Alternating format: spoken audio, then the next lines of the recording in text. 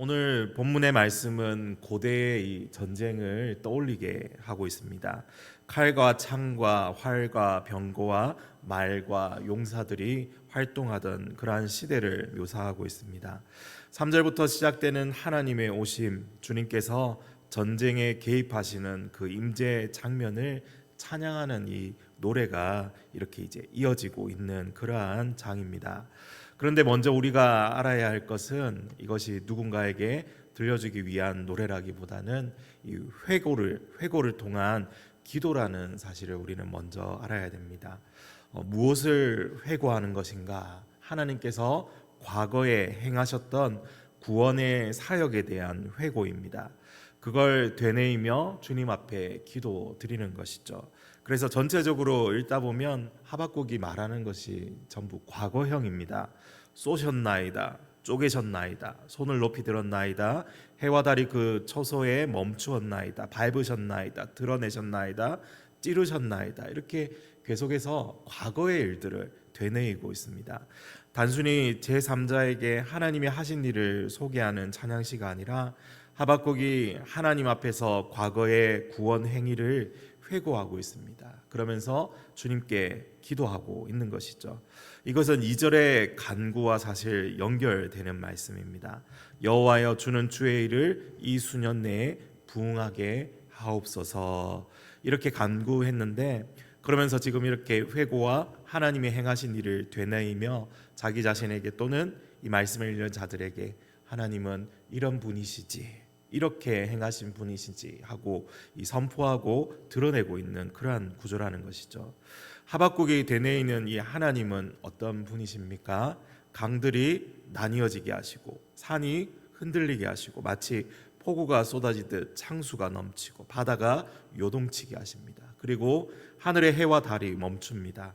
하나님께서 이 모든 것을 주관하시는 것이죠. 그리고 우리는 왜라는 질문을 가져야 합니다. 왜 하나님께서 이 모든 일들을 행하시는가?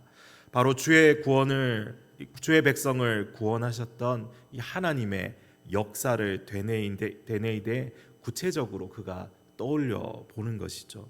하나님께서 우리를 구원하셨지 않느냐, 이 한마디로 퉁치고 지나가는 것보다 오늘 본문의 이미지를 떠올려 보면 이 어떤 것이 더 우리 마음을 감동시키고 더 오래 남겠습니까? 한마디로 퉁치는 것보다 이렇게 하나하나 되뇌이고 보는 이 후자가 바로 우리 기억 속에, 우리 이미지 속에 더 감동으로 이제 다가오게 되는 것이죠. 우리를 구원하시는 하나님의 그 구원 활동이 이 하박국의 이 언어를 통해서 재현되고 있습니다. 강이 나뉘고 산이 흔들리고 바다가 요동치고 하늘의 해와 달까지 멈추게 하시는 그 강렬하고 놀라운 하나님의 능력의 팔이 지금 누구를 붙들고 있다는 것입니까? 바로 오직 믿음으로 살아가는 의로운 자들, 남은 자들, 하나님의 백성을 붙들고 있다는 것입니다. 우리는 우리를 구원하시는 하나님의 구원이 얼마나 엄청난 것인지 이 오늘 말씀을 통해서 이미지화할 수 있습니다. 하나님께서는 이런 엄청난 힘과 능력을 동원하셔서 우리의 구원을 이루시기 위해서 역사 가운데 활동하시는 하나님이시라는 것이죠. 그런 하나님의 모습을 묵상해 보시고 천천히 한번 기억해 생각해 보시기 바랍니다. 13절에 주께서 주의 백성을 구원하시려고 기름 부음 받은 자를 구원하시려고 나오사 악인의 집에 머리를 치시며 그 기초를 바닥까지 드러내셨나이다. 그리고 셀라. 13절에서 우리는 잠시 멈추어야 합니다. 셀라가 나오죠. 히브리시에서 이 표시는 여기서 잠깐 쉬어가라 라는 뜻으로 이해되는 표시입니다. 지금까지 쏟아지던 격렬한 이미지들, 강이 나뉘고 산이 흔들리고 창수가 넘치고 해와 달이 멈추는 그 모든 장면이 결국 무엇을 향해 달려왔는지 그 답을 들은 우리는 잠깐 숨을 고르며 그 무게를 되새겨야 한다는 것입니다. 주의 백성을 구원하시려고, 기름 부음 받은 자를 구원하시려고, 이 한 문장을 위해서 하나님은 온 우주를 진동시키셨습니다. 우리의 구원이 그만큼 값진 것이었습니다. 대충 손쉽게 이루어진 구원이 아닙니다. 하나님께서 당신의 능력을 동원하셔서 악의 뿌리를 그 기초까지 파헤쳐서 완전히 무너뜨리시고서야 이루신 구원인 것이죠. 그런데 본문은 여기서 멈추지 않고 14절로 넘어가면서 갑자기 시선이 전환됩니다. 그들이 회오리 바람처럼 이르러 나를 흩으려 하며 가만히 가난한 자 삼키기를 즐거워하는데 주께서 그들의 전사의 머리를 그들의 창으로 찌르셨다. 이 13절 그리고 이 14절 앞까지 3인칭입니다. 그들의 악인의 집. 그런데 14절에서 갑자기 나를 흩으려 하며라는 표현이 등장합니다. 하박국 자신이 혹은 그가 대표하는 백성이 이제 이 장면 속으로 직접 들어오게 된다는 것이죠. 이 우주적이고 신화적으로 느껴지던 그 전쟁이 사실은 지금 이 순간 하박국이 처한 구체적인 위협과 맞닿아 있다는 것입니다. 회오리 바람처럼 몰려와서 가만히 은밀하게 가난한 자를, 하박국을 삼키려는 자들, 바벨론이든 누구든 하박국 당시에 실제로 그의 백성을 위협하던 그 세력을 가리키고 있죠. 여기서 우리는 중요한 대조를 또 하나 발견하게 됩니다. 악한 자들의 방식과 하나님의 방식입니다. 악인들은 가만히 은밀하게 가난한 자를 삼키려 듭니다. 어둠 속에서 아무도 보지 못하게 힘없는 자를 착취하려 합니다. 그러나 하나님은 정반대의 모습을 보이시죠. 산을 흔드시고 해와 달을 멈추시고 온 세상이 보는 앞에서 공개적으로 악을 심판하십니다. 하나님의 구원은 숨어서 이루어지지 않음을 보여주고 있습니다.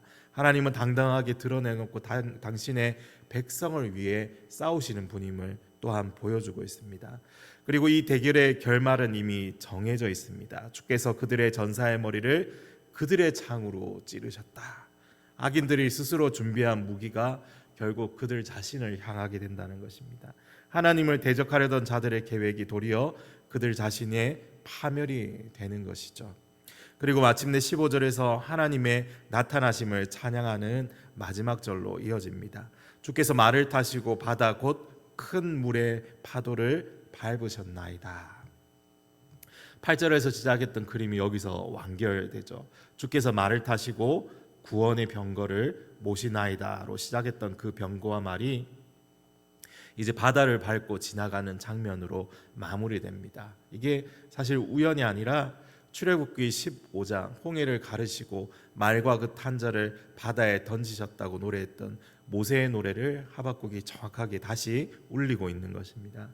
이 하박국은 지금 새로운 출애굽을 노래하고 있습니다. 옛적에 홍해에서 당신의 백성을 건지셨던 그 하나님이 지금도 동일하게 하박국 자신과 주의 백성을 위해 싸우고 계신다는 것입니다.